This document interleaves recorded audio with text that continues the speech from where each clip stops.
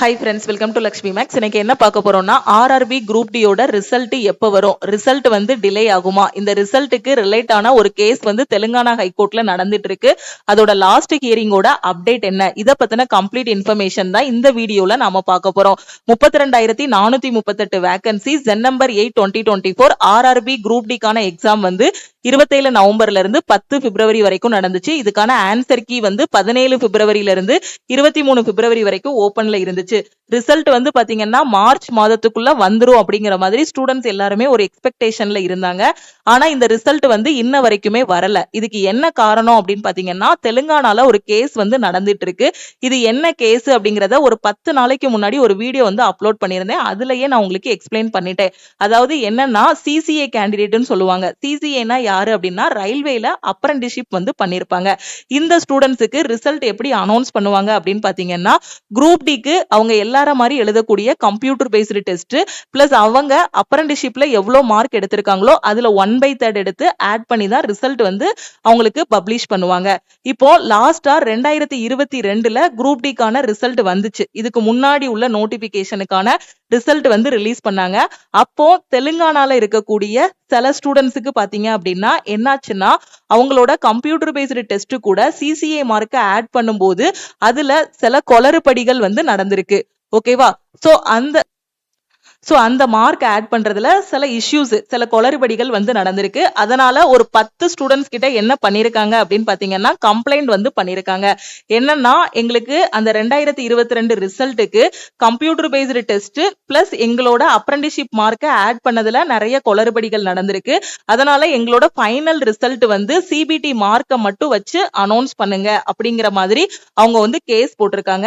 அது மட்டும் இல்லாம இந்த ரிசல்ட்டை அனௌன்ஸ் பண்றதுக்கு முன்னாடி இந்த 32,438 வேகன்சிக்கு எழுதின ஜென் நம்பர் 8/2024 ரிசல்ட்டை வந்து ஹோல்டு பண்ணி வைங்க அப்படிங்கிற மாதிரி அவங்க கேஸ் வந்து போட்டிருக்காங்க. இப்ப இதோட 22 மே 2026 தான் நமக்கு வந்து ஹியரிங்னு சொல்லியிருந்தாங்க. இப்போ நாம தெலுங்கானா ஹைகோர்ட்டோட வெப்சைட்ல பார்க்கும்போது எந்த ஒரு அப்டேட்டுமே வரல. அடுத்த ஹியரிங்கான டேட்டும் சொல்லல, ஃபைனல் ஜட்ஜ்மெண்ட்டும் சொல்லல. இப்போ நீங்க வந்து கூகுள்ல போயிட்டு தெலுங்கானா ஹைகோர்ட்னு டைப் பண்ணுங்க. டைப் பண்ணதும் ஃபர்ஸ்ட் எடுத்ததுமே high court for the state of தெலுங்கானான்னு வரும். இந்த லிங்கை கிளிக் பண்ணுங்க. கிளிக் பண்ணதும் இந்த மாதிரி ஓபன் ஆகும். இதுல கேஸ் ஸ்டேட்டஸ் இன்ஃபர்மேஷன் இருக்கும். இதை வந்து கிளிக் பண்ணுங்க. கிளிக் பண்ணும்போது இங்க case type, case number, case இயர்ன்னு இருக்கும். கேஸ் டைப் பாத்தீங்கன்னா WP ரைட் பெட்டிஷன் இருக்கும். கேஸ் நம்பர் வந்து 7985, கேஸ் இயர் வந்து 2026 போடுங்க. இங்க கொடுத்திருக்க கேப்சாவை பார்த்து அப்படியே டைப் பண்ணுங்க. டைப் பண்ணிட்டு இந்த சர்ச்சை வந்து கிளிக் பண்ணுங்க.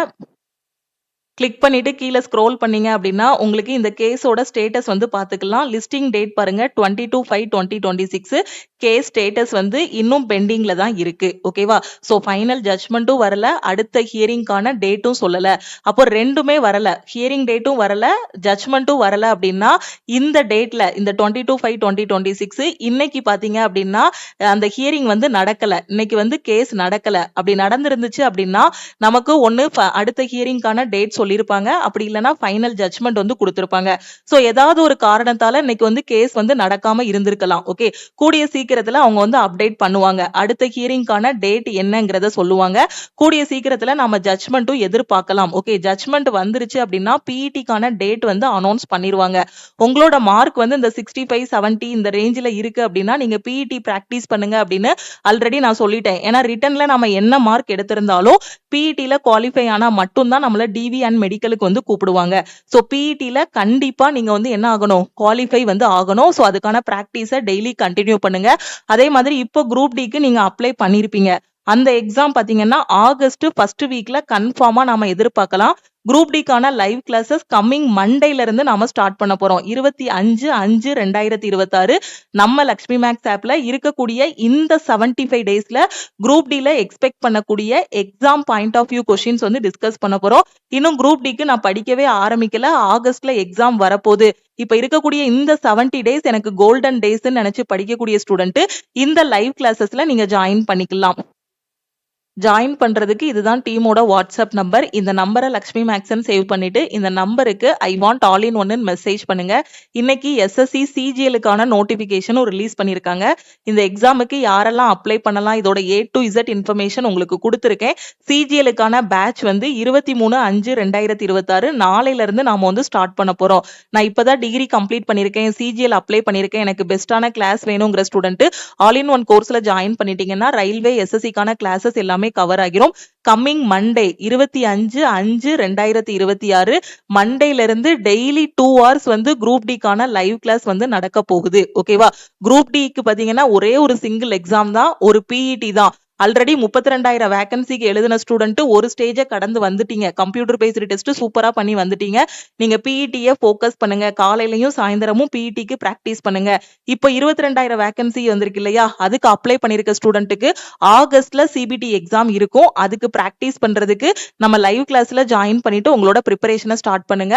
ஆல் இன் ஒன் கோர்ஸோட ஃபீஸ் வந்து 1,999. எல்லா சப்ஜெக்டும் கவர் பண்ணிடுவோம். Life time validity. Okay, so வேற எதுவும் டவுட் இருக்குன்னா இந்த நம்பருக்கு வாட்ஸ்அப்ல மெசேஜ் பண்ணி கேட்டுக்கோங்க. மேம் நான் எல்லாமே படிச்சிட்டேன் மேடம், டெஸ்ட் மட்டும் தான் எடுக்கணுங்கிற ஸ்டூடெண்ட் நம்ம குரூப் டியோட டெஸ்ட் பேட்ச்லயும் ஜாயின் பண்ணிக்கோங்க. டெஸ்ட் பேட்சோட ஃபீஸ் வந்து 499. இதுல தமிழ் அண்ட் இங்கிலீஷ்ல நீங்க டெஸ்ட் அட்டென்ட் பண்ணிக்கலாம். லக்ஷ்மி மேக்ஸோட டெலிகிராம் சேனல் அண்ட் குரூப்லயும் ஜாயின் பண்ணிக்கோங்க. இன்ஸ்டாகிராம்லயும் லக்ஷ்மி மேக்ஸை ஃபாலோ பண்ணிக்கோங்க. இந்த கேஸை பத்தி நீங்க ரொம்ப திங்க் பண்ணாதீங்க. இது வந்து ரயில்வே டிபார்ட்மெண்டோடது. நான் திருப்பியும் சொல்றது அதுதான். ஏன்னா நிறைய ஸ்டூடெண்ட் மெசேஜ் பண்ணதுனாலதான் நான் வந்து இந்த வீடியோவே மேக் பண்ணிருக்கேன். ஓகேவா? சோ இது ரயில்வே டிபார்ட்மெண்டோடது. அந்த கேஸ் எல்லாத்தையும் அவங்க பாத்துக்கிடுவாங்க. கேஸ் முடிஞ்ச கையோட பாத்தீங்கன்னா பிஇடியோட டேட்டும் அனௌன்ஸ் பண்ணிருவாங்க. அடுத்த குரூப் டிக்கான எக்ஸாம் டேட்டும் வந்துரும். உங்களோட இது என்ன அப்படின்னா பிஇடி ஃபோக்கஸ் பண்ணுங்க. அடுத்த குரூப் டி அப்ளை பண்ணிருக்கீங்கன்னா அந்த ரிட்டன் எக்ஸாம்ல 85-90க்கு மேல ஸ்கோர் வாங்கணுங்க கூடிய அளவுக்கு வெறித்தனமா படிங்க. அடுத்தடுத்து ரயில்வே எஸ்எஸ்சில இருந்து எக்ஸாம்ஸுக்கான நோட்டிபிகேஷன் ரிலீஸ் பண்ணிட்டு இருக்காங்க.